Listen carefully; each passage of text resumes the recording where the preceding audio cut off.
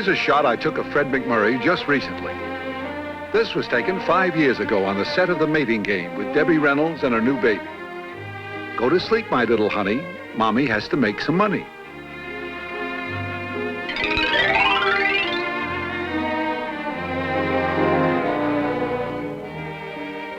Here's a shot I took 10 years ago on location with Tyrone Power and Linda Darnell.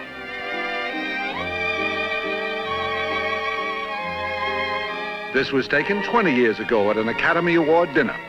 Norma Shearer, Herbert Marshall, and Clark Gable.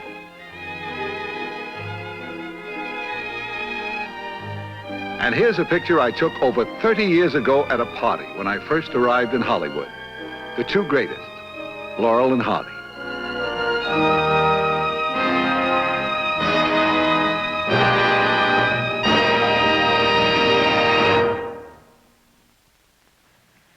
Good evening, ladies and gentlemen.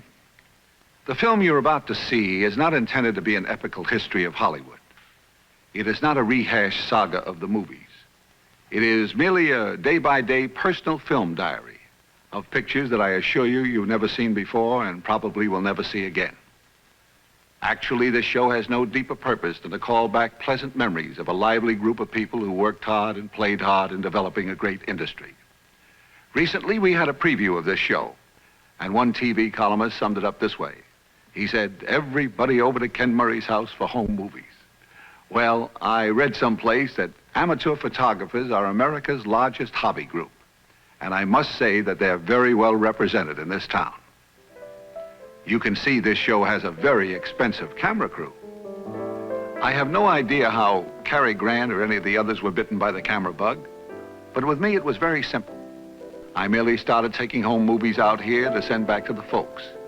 At first, as an obscure vaudeville actor, taking sightseeing buses through studios and trying to stand in front of newsreel cameramen at premieres.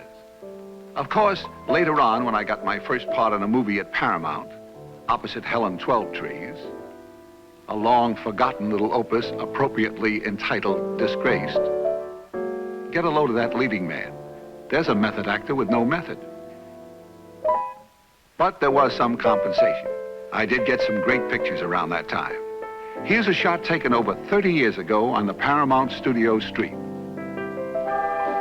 For you Hennessy fans, that's Jackie Cooper when he played Skippy.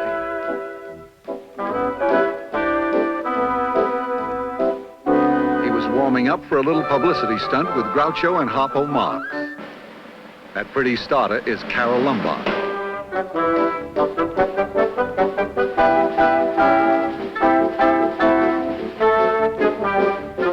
You know, life around the studio seemed a lot more fun in the early 30s. Can you imagine Wall Street standing for a caper like this today? You know who Jackie is waving at? Nick Lucas. He came over to have lunch with me.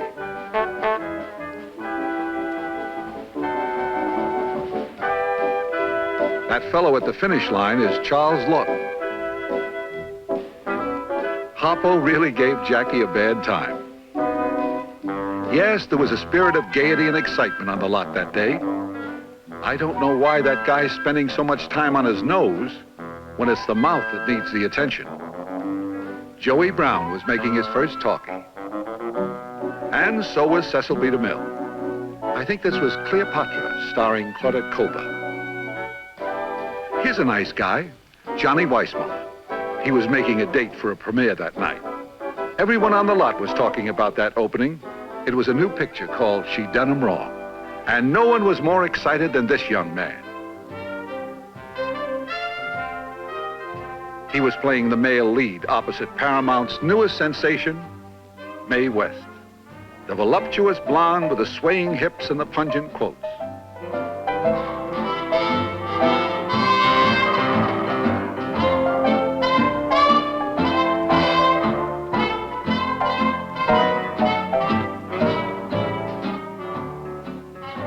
This was a big night for Mae.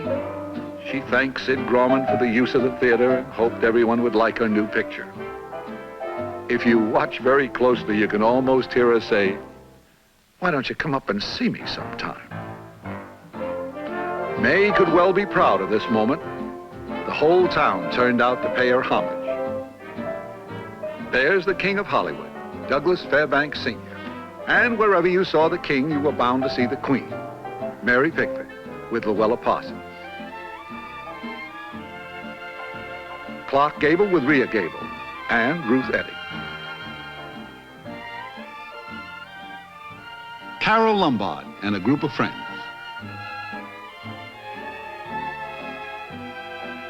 Walter Houston. There he is with Jack Dempsey and Max Baer.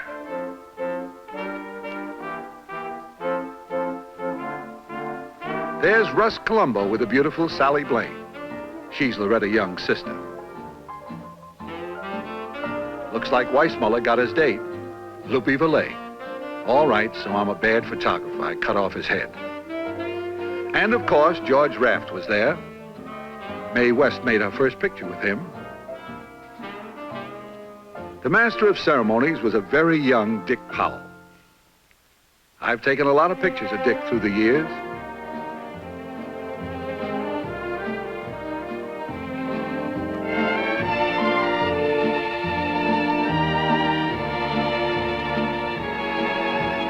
I was there when he took his first plunge at his new home in Toluca Lake.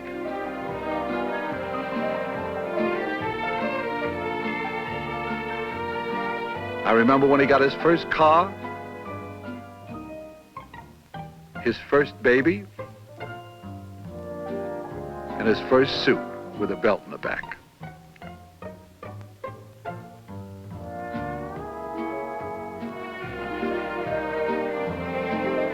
And I was with him when he caught his first marlin off Catalina Island. This was a very enjoyable trip. Weather great, fishing excellent. That's the bait. That's the size I usually bring home. Man, that's fast action. Dick's got a strike. Keep the line taut, Dick. Don't give him any slack.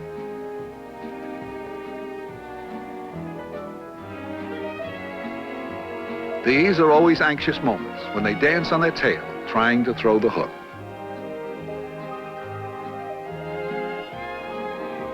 This was a dandy, over 200 pounds.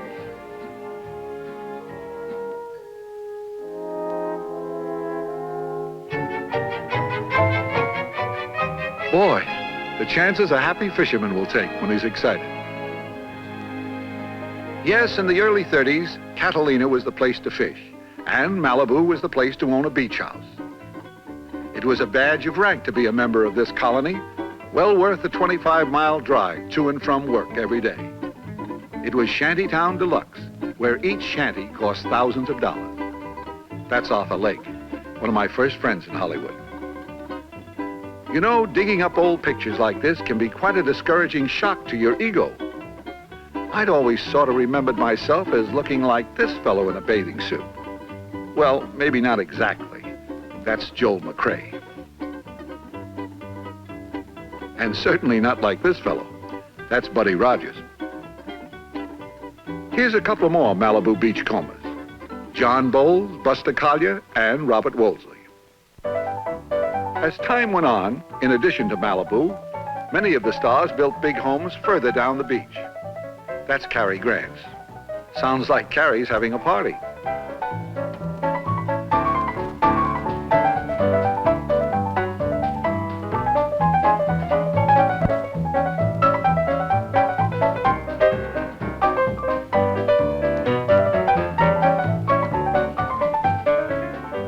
It isn't often that you can catch this guy napping.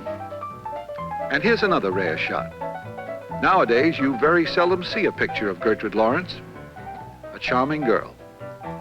In the same group, Gregory Ratoff and the beautiful Claire Windsor. How would you like to have this lovely young lady for a neighbor? That's Norma Shearer. She just dropped in from next door. And Irene Dunn came right from the studio. Here is another picture of the host, but this was taken a long ways from the beach. This was on location at Lone Pine, California for a picture called Gunga Den.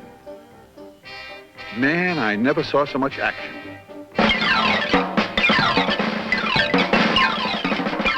That young man is the director, George Stevens.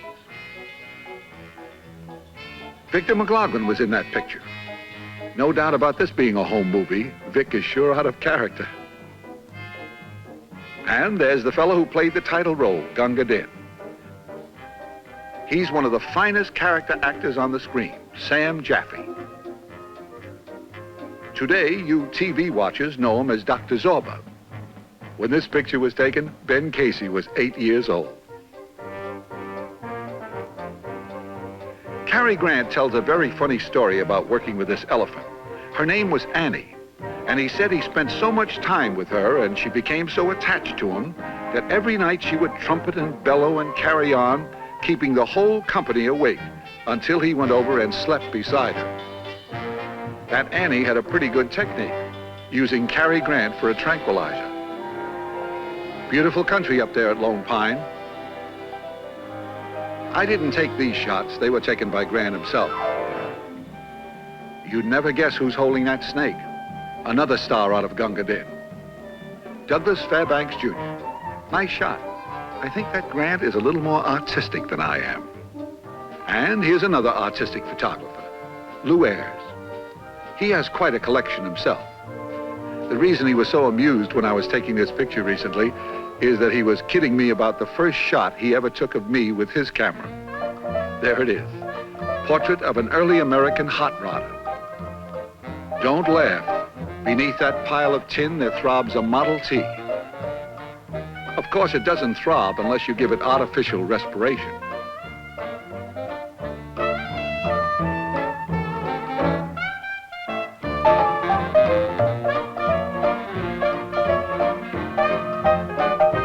We took a ride up Hollywood Boulevard that day. This is the way it looked in the early 30s.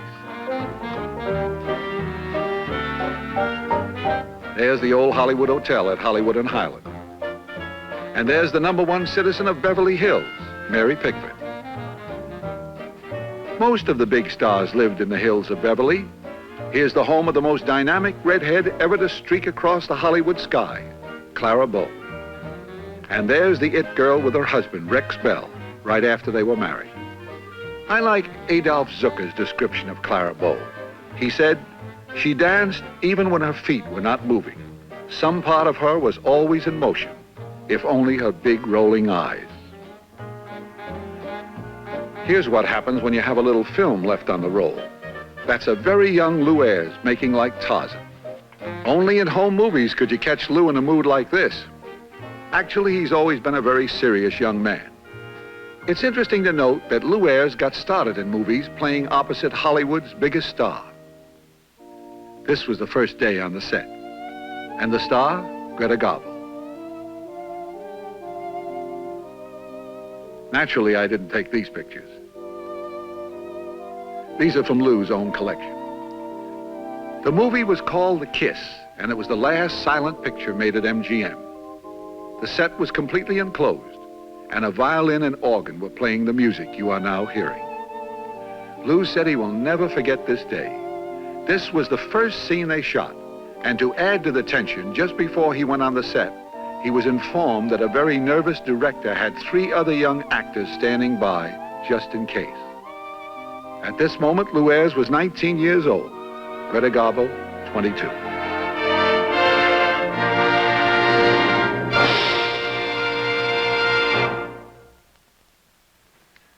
When you've collected home movies for over 30 years, you naturally accumulate an awful lot of pictures.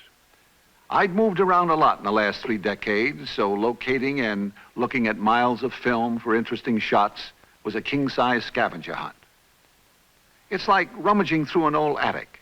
You turn up a lot of junk, but occasionally, if you're lucky, you may find a rare masterpiece. And I think I did. It was a long-forgotten can of film. Lifting the lid was almost like opening King Tut's tomb. For inside were pictures which no one had ever seen before, home movies, taken years ago within the confines of the largest, costliest, and most imposing private estate on the North American continent, San Simeon, the fabled citadel of William Randolph Hearst. Located a little over 200 miles up the Pacific coast from Hollywood, on a high peak of the Santa Lucia Mountains. This past summer, I revisited San Simeon. The last time I was here was by invitation, but today it's open house for everyone in the world. I paid my admission fee and was one of the 2,000 tourists that day who took the 5-mile bus trip up the Enchanted Hill.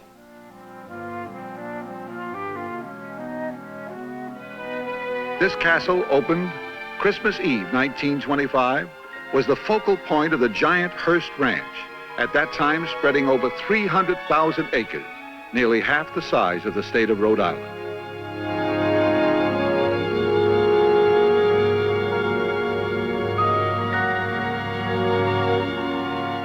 La Casa Grande, housing the largest private collection of art objects in the world, valued at over $50 million. Mr. Hearst called it his little hideaway.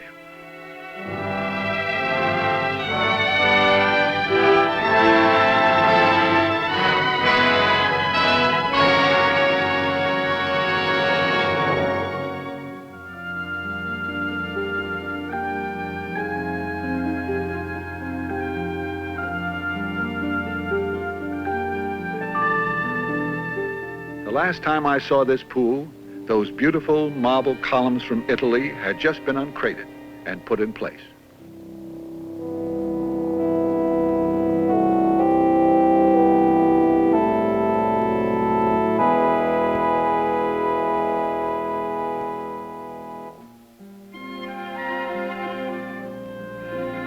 I slipped away from the tour for a moment to see if there were any changes in the guest houses.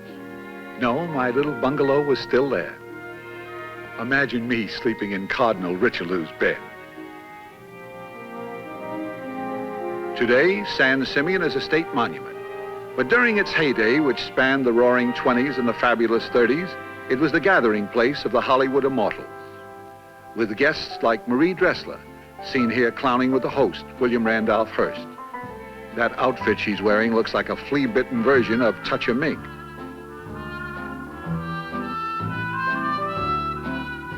That pretty blonde over there with the short bobbed hair is Marion Davies. Although she typified glamour on the screen, at San Simeon she joined in the fun. Marion Davies was one of the best-liked members of the motion picture colony. Beloved by everyone who knew her, she endowed many charities still in existence. That's Charlie Chaplin kidding around. The man coming out of the door at that moment was the mayor of New York City, Jimmy Walker. If these pictures seem to reflect a certain frivolity, you must remember they were taken at that wonderful carefree period in our history. The First World War had ended, and the second one was nowhere in sight. That youth on the right is Adolphe Monjou. Yes, notables from every walk of life visited San Simeon. That's Paul Block, the newspaper publisher, chatting with the mayor. The fellow kneeling down in front of this group is George K. Arthur, the comedian. And the attractive girl on the left in the print dress is Hedda Hopper. Standing next to Hedda is the founder of America's largest bank, A.P. Giannini. John Gilbert and his wife, Virginia Bruce. Claire Windsor and Dolores Del Rio. They're down at the tennis court, watching Chaplin hit a few to Bill Tilden.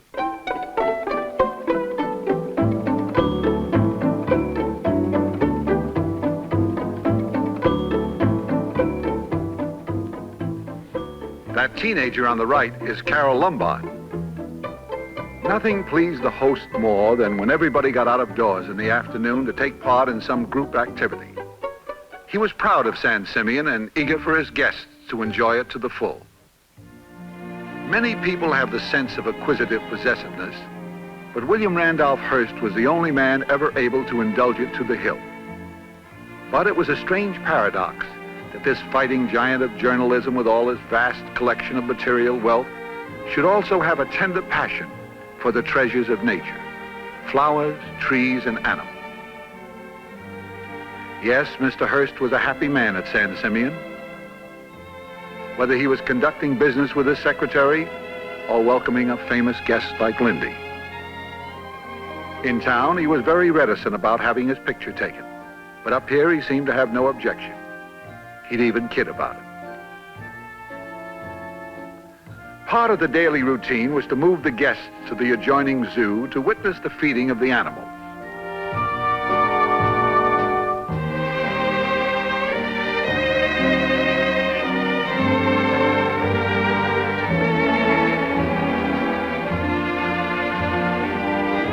When this ranch was at its peak, the Zoo and Game Preserve, the largest private collection in the world, was established on 2,000 San Simeon acres, protected from the guests by an 8-foot-high wire fence 10 miles long. Visitors were made aware of Mr. Hearst's tenderness toward animals when they drove up the mountainside, as they were confronted by large signs admonishing them to always drive slowly. As Hedda Hopper once said, a visit to the Hearst Ranch was a ticket to Never Never Land. Never has there been such a place, and never will we see its likes again. As an animal collector, Mr. Hearst started modestly with a herd of rare, pure white fallow deer imported from Asia. Then, patriotically, he added Montana black buffalo, but had to go far afield again to gather exotic animals from all over the world.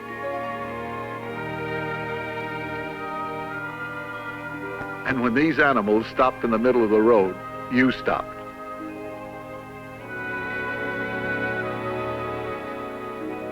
Yes, there was hardly anything in the Bronx Zoo or any other great American collection that could not have been found at San Simeon at its peak.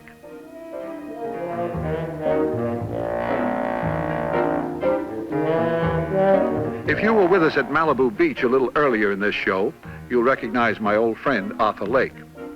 Camels or horses, he's always been the bravest in our set. Watch out, Dagwood, or you'll get your arm in a sling again. Seriously, I'll always be indebted to Arthur for helping to make possible many of these pictures. He was the one who introduced me to Mr. Hearst. And that's Arthur's pretty wife, Pat Lake. She's Marion Davies' niece and was a great favorite of Mr. Hearst.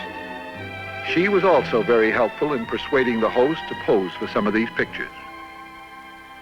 Before I left that day, I had to take one more shot at that main entrance. Everything seemed so much the same that I almost expected our host to come out of the door.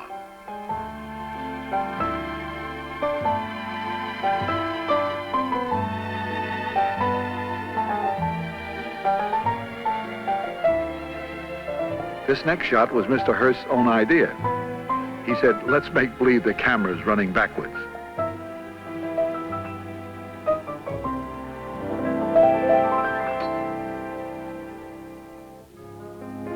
As the time came to leave, and we started down from the enchanted hill, a familiar quotation came to my mind.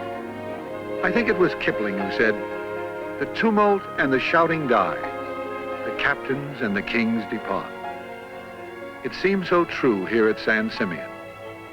Long after its builder's vast newspaper chain and political influences are forgotten, he will be remembered as America's greatest art collector and the creator of San Simeon.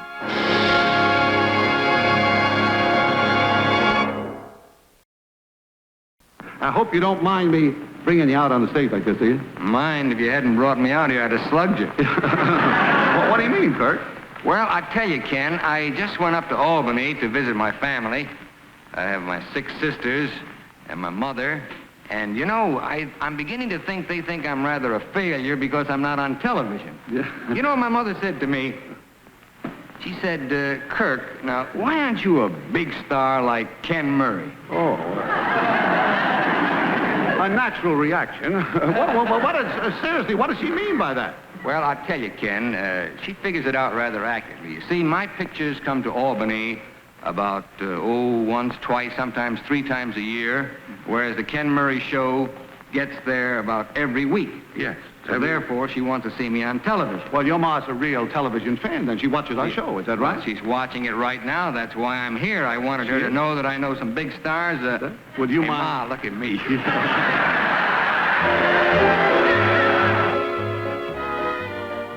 That scene, of course, was taken some years ago. The occasion being Kirk Douglas's first appearance on television. At a time, I might add, when Hollywood frowned upon its stars appearing on the little 10-inch monster. 10 years passed before I got any more film on Kirk, but recently I caught up with him in the forecourt of Grauman's Chinese Theater. He was signing the cement autograph book, carrying on a tradition that is one of the few active reminders of the glamour that made Hollywood great. Kirk Douglas became the 137th movie star to put his handprints in this Hall of Fame. Now I know what those poor newsreel cameramen go through. Shooting from the hip with a camera in a crowd like this is not the easiest thing in the world. But Kirk was very helpful. He arranged for me to get a very close shot when he put his hands in that sticky, gooey cement. He pulled a funny gag on me. Just before it all started, he said, "Ken, this personal appearance stuff makes me nervous. Stick close to me, will you?" And I did. For 3 days, my barber had to shave me with a chisel. This was only the second time I'd ever attended one of these shindigs. The first time was over 30 years ago. I'll never forget what a kick this was, to see Tom Mix in person. He'd been my boyhood idol on the silent screen since those days when I would go to the Nickelodeon with my pop every Saturday afternoon. I got to know him pretty well in his later years. This film was taken at his ranch in 1940. Tom was the first of the true cowboys and had a real exciting life. He began punching cattle at the age of 12. At 18, he was a rough rider with Teddy Roosevelt, then a Kansas sheriff and later a Texas Ranger. I had to send this picture back to the folks. That's the original horse, Tony, who was 30 years old at that time. Tom Mix told me that day that he came to Hollywood in 1910, determined to make $1 million. Well, he made it, and spent much of it on high-spirited horses, high-priced cowboy duds, and high-powered automobiles. You know, it's ironic that this man who had risked his life hundreds of times in daredevil stunts on horses should meet his death in an automobile. He was killed in this car 2 weeks after this picture was taken. And here's the fellow who introduced me to Tom, Johnny Mac Brown, quite an athlete himself. All-American football player, movie star, and one of the nicest fellows you ever met. Pretty fair horseman, too. Oh, well, you can't win them all. I lived with Johnny Mac for a while. We went to a lot of rodeos together. I got pictures of Hoot Gibson and Buck Jones. We even visited Hopalong Cassidy on location.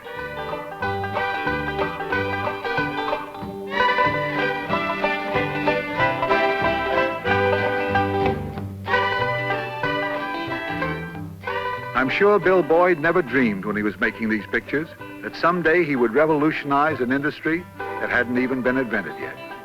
I went on quite a Western kick around that time. Got me a white horse like Hoppy's.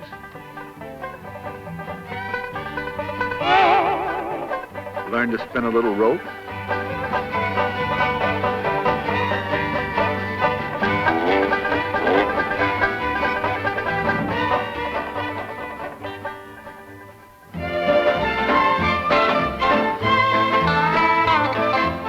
So that in the early 40s, when Jack Warner invited me to be the MC on a junket to Virginia City for a big premiere, I was really in the mood. This was a real exciting trip. In my whole life, I've never seen so many movie stars corralled together. There's just too many here to name individually, but I got some good close-ups later on. There's the star of the picture, Errol Flynn.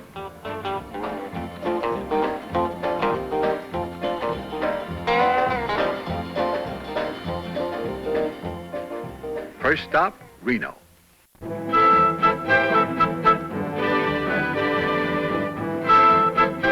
This was surely a great way to exploit pictures.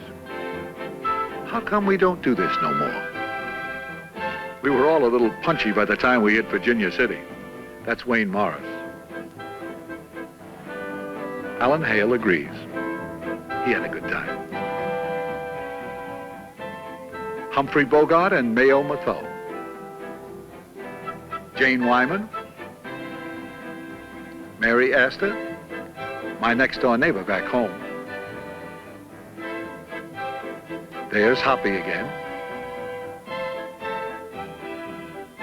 The grand old man of the movies, Hobart Bosworth. And a good friend, Leo Carrillo. On the way home, Warner Brothers arranged a side trip to Sun Valley.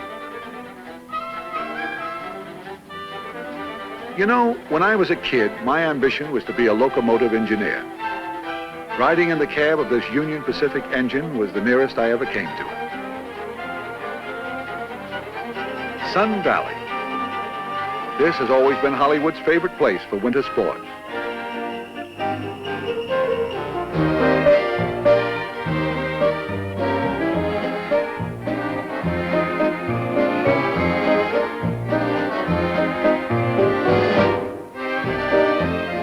Here's a pretty gal on vacation, June Allison. Errol Flynn was all set to relax, but they got him out to make the proverbial snowman. That pretty blonde sneaking up on the right is Martha O'Driscoll. When she hit Flynn with that hunk of snow, she certainly started something. They really gave her a bad time.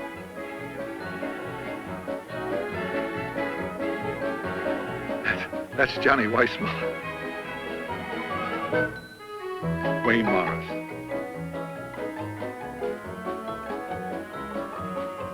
Well, you see what Johnny does to that poor girl. That's Reggie Gardner. This is one of those wild Hollywood parties you're always reading about. And there's some guests from the hotel watching the goings-on. Laurie Calhoun in the middle. The gal on the right, of course, is Lucille Ball. These aren't the only pictures I have of Lucy. Here's one taken long before television. And here's another, taken on the set of a movie called Fancy Pants. That's George Marshall, the director, and Lucy stand-in. And there's her co-star, old Ski-Nose Hope. Looks like he's trying to read between the lines. Lucy has made quite a few pictures with Bob. Their latest one is Critics' Choice. This particular day, Lucy had to do a scene where she took some falls, and boy, did she work hard. Now mine, that was just a rehearsal. All right, action. Uh-oh, something went wrong, and she's got to do it again. Someone once said that Lucille Ball stands alone as the greatest comedian of our time. And that goes for sitting down, too. Here's another part-time cowpoke from Hollywood. But this picture was taken a long ways from Sun Valley. I took this at the El Mirador Hotel in Palm Springs. That, of course, is Robert Taylor.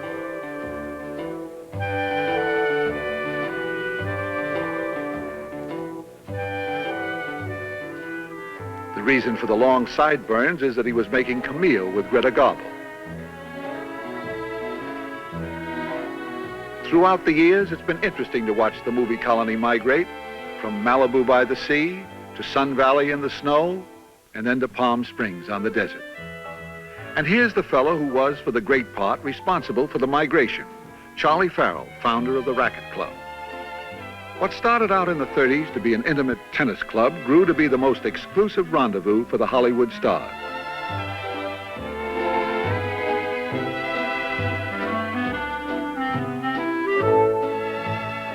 In the late 40s, I spent my honeymoon here.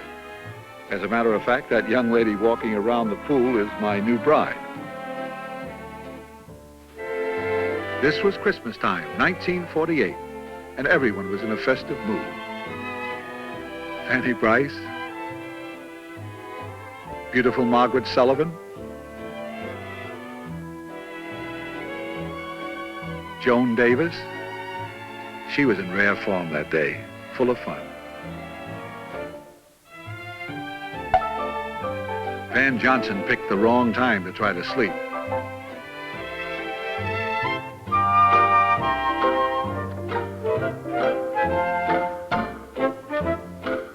Here's one of the prettiest girls ever to grace the screen, Donna Reed. Today, most people associate Donna with her TV husband and family. But in real life, this is the lucky guy, Tony Owen. I was so pleased everyone was so nice to Betty Lou. She really got a big kick out of meeting Frank Morgan. Edgar Bergen took her for a ride in his new plane, and Cary Grant invited her to play tennis.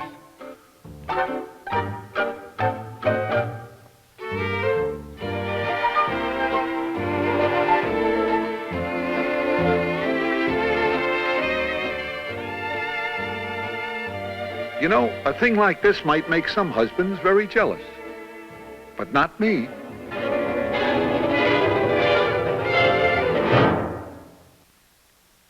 Well, up to now, we've pretty well covered the Hollywood scene as it lived and worked and played during a very lush and carefree period. Roughly that quarter of a century of miraculous prosperity between the arrival of sound pictures and the threat of the television age. Of course, I didn't take all these shots, and I may have mixed up some of the times and places, but after all, it's very difficult to remember everything that happened over that long a period. But I'm giving you the same treatment I gave my folks. I was never one to spoil a good story by the lack of a few facts. Naturally, my camera couldn't capture all that was happening throughout the years, so during the 12 months that it took me to prepare this show, I went through thousands of feet of home movies from the personal collections of these stars here in Hollywood. And this is as good a time as any to express my appreciation to all these friends for permitting me to add some of their exclusive film to my own personal collection. Film which obviously was only intended to be shown within the confines of their own living rooms for the amusement of their family and friends. And today, with Hollywood using the whole world for location, there's plenty of opportunity for these camera buffs to get very unusual pictures. Here's a fellow who had a most interesting experience in Africa, Eddie Albert. You are now going down the Ogawi River in French Equatorial Africa.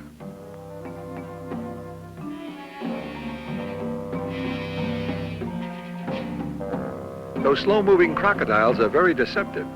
They can move much faster than you think, especially on dry land.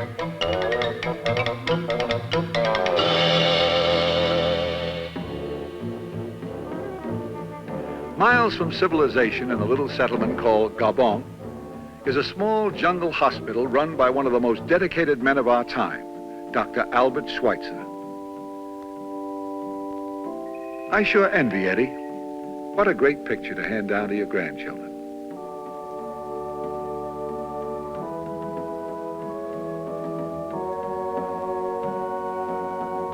He can also tell them about the practice he got as a jungle babysitter.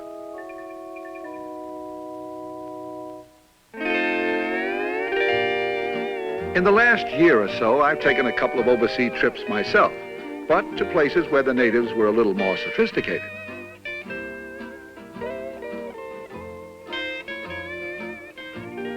There's a fellow who likes to babysit, but he likes his babes a little older. That's Bob Cummings. I didn't do so bad with the native girls myself.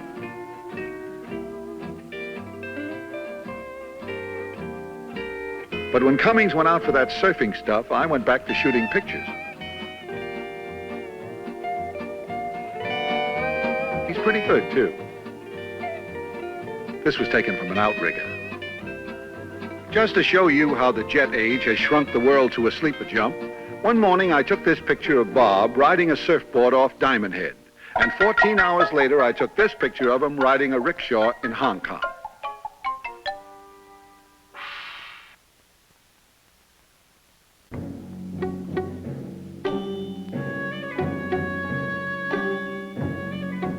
"14 hours from there in Cairo, I took a picture of another Bob, Taylor, riding a camel.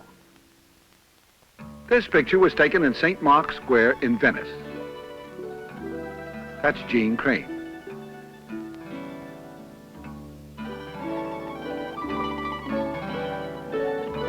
There's only one thing to do in this town. A ride in a gondola, soft music, and a pretty girl.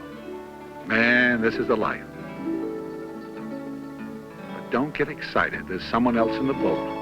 Her husband, Paul Brinkman.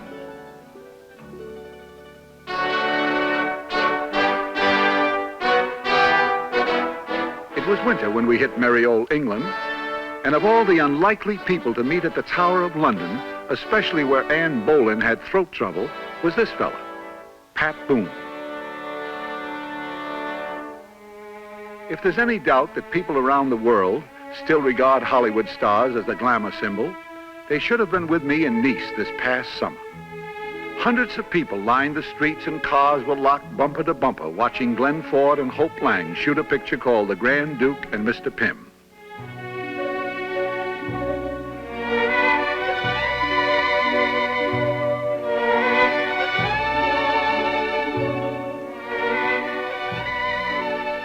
This location shot was taken on the shores of the Mediterranean, halfway between Nice and Monte Carlo. They did a very interesting thing the day I was there. They were just about to shoot a scene where Glenn had to drive this sports car along the Moyer-Corniche Road at a speed of 110 miles an hour. Now, usually for the close-up of actors in an action scene like this, they take a process shot in the studio later on. But instead, they had that special camera that you see strapped on the hood of the car, and it was rigged up to start rolling when Glenn hit 90.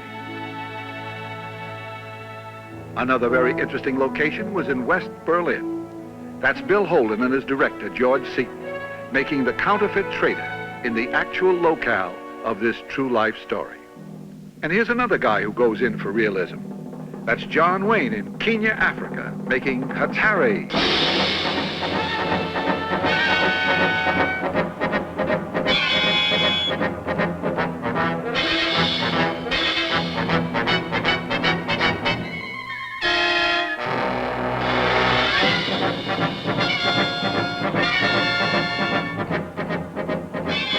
This shot is not in the picture. That's Duke just kidding around cowboy style.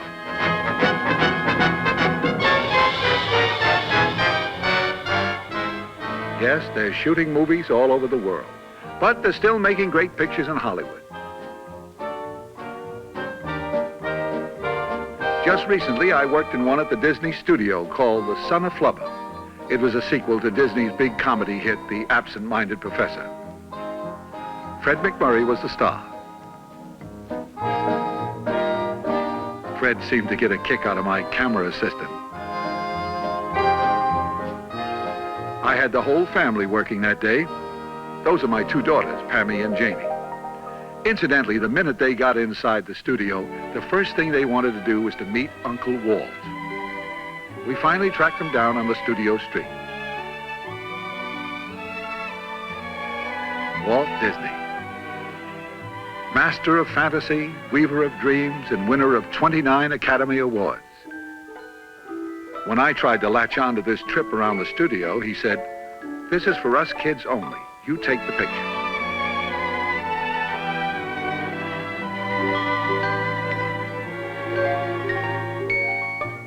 But I hitched a ride in the rumble seat. For my two little girls, this must have seemed like a ride on the flying carpet.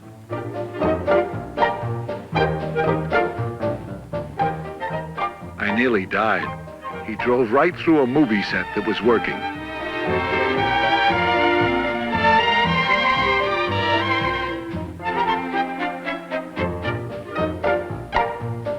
Incidentally, this is their first attempt at photography. Can't you tell?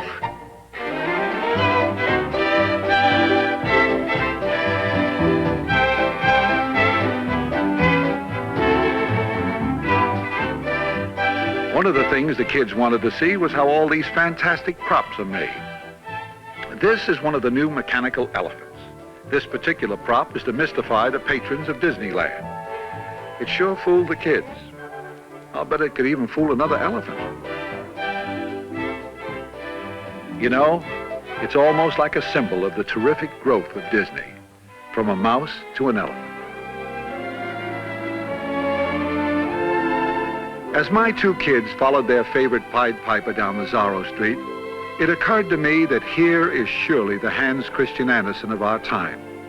Hollywood can well be proud of this man, who, the mere mention of his name in any nation throughout the world, brings a happy gleam of anticipation to all those who are young at heart.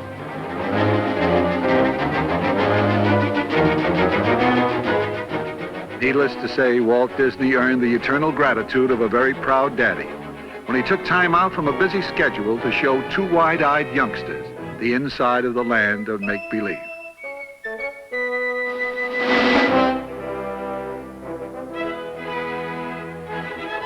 But I don't think the girls were as impressed with Daddy's heroics as they were when Fred MacMurray invited them for a ride in the Flubber car.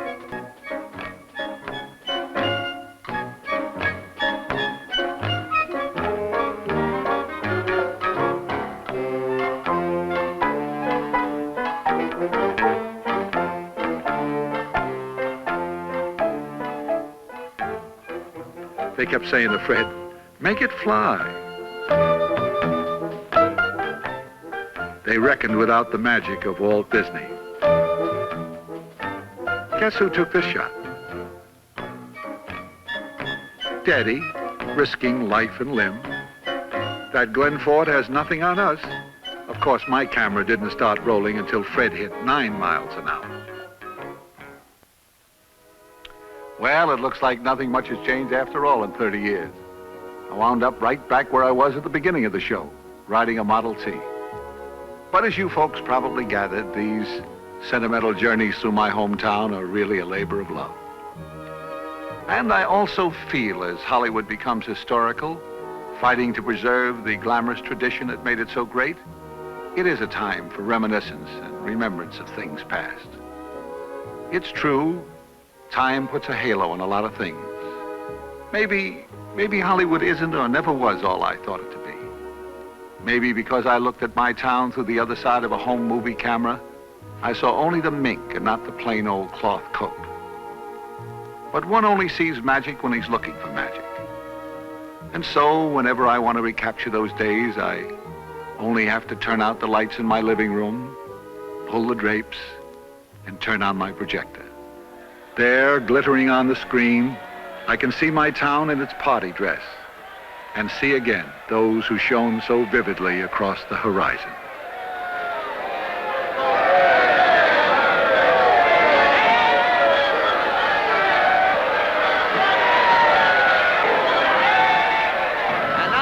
Comes a young lady who has created a real sensation in the picture business, having won all kinds of awards as the #1 newcomer of the year.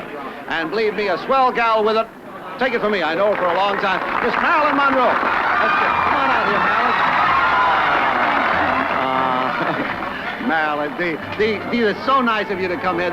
You know, they say that beauty is a thing of, that a thing of beauty is a joy forever. I want to tell you, someday you're going to make a man a wonderful annuity. Now, come on over here a little closer.